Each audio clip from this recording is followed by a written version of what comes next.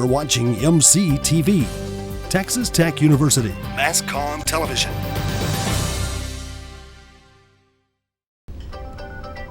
Despite a relatively safe housing market, Lubbock's economy is set to lose millions of dollars. Plus, the Texas Alcohol and Beverage Commission has really cracked down on student organizations this year. But are they really trying to serve the public interest?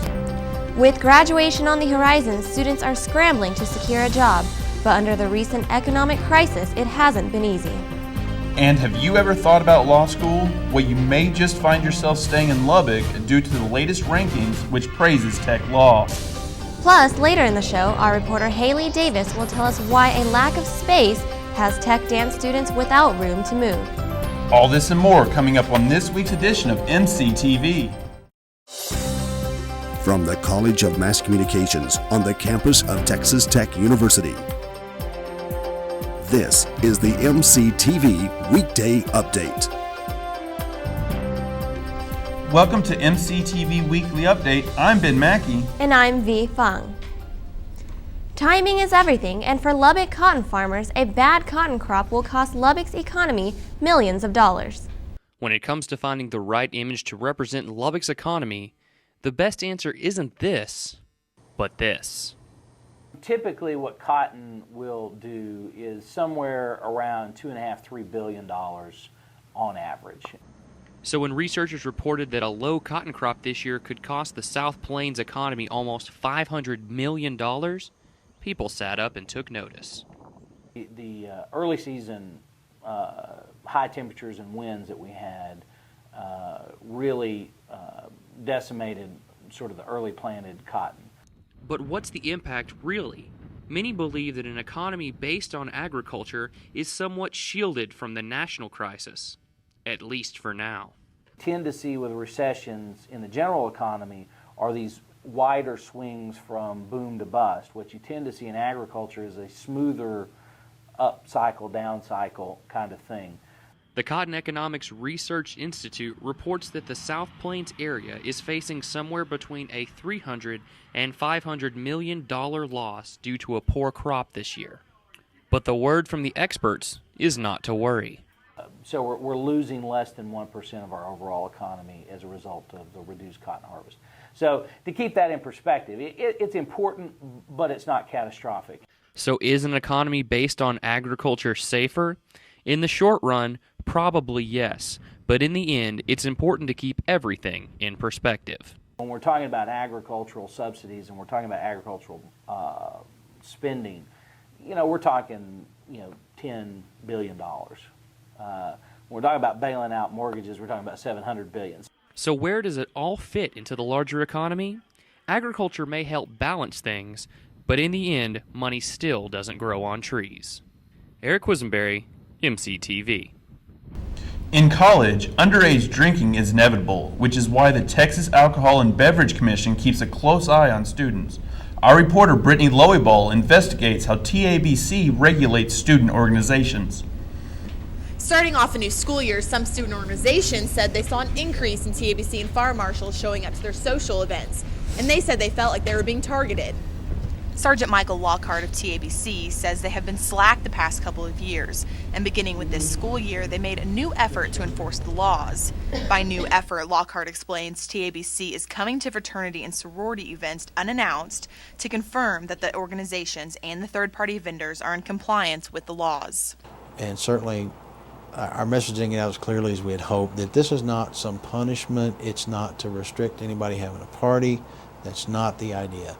It's just to make sure everybody's being held accountable, and they know, and you can't hold people accountable unless you tell them first, you're accountable for this, this, and this. But students want to know what they're accountable for.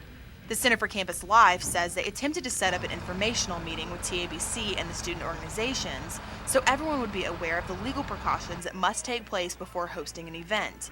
And because of confusion and time, Lockhart says he missed the meeting, and students left without getting any information. We wanted all the organizations there because it's not something we wanted to have as a focus just on the fraternities. We can't pick on them, we don't want to.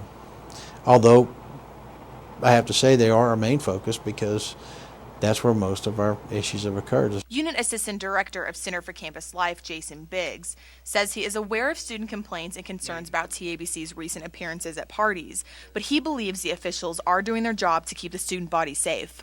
If TABC is saying that this was all to get themselves back on track, then I would have to take them at their word as a state agency. I really do think that they are out for the best interest of the students. I don't doubt that at all.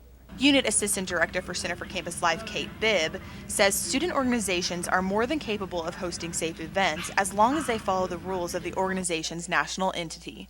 If we can help our students to really follow the policies out there, they will be able to have some of the safest events, but it's a matter of getting them to actually follow their risk management guidelines from their national headquarters. Lockhart says he hopes to schedule another meeting with the student organizations at the beginning of the year to provide information to students and new officers of the organizations about hosting legal parties. Reporting for MCTV, this is Brittany Loyball. As students prepare for graduation, the stress of finding a job can be extremely difficult, especially when the economy is weak. Luckily, Texas Tech offers help for job seekers that are entering a competitive job market. With the recent economic downfall, many companies around the nation are cutting back. This poses a threat to college students preparing to graduate. Lead counselor for University Career Services, Amanda Sheffer, says jobs are still out there. Students may just have to look a little harder. Ones I spoke with said they weren't necessarily cutting back on the number of interviews they were doing, but they felt like they might not have as many positions to hire.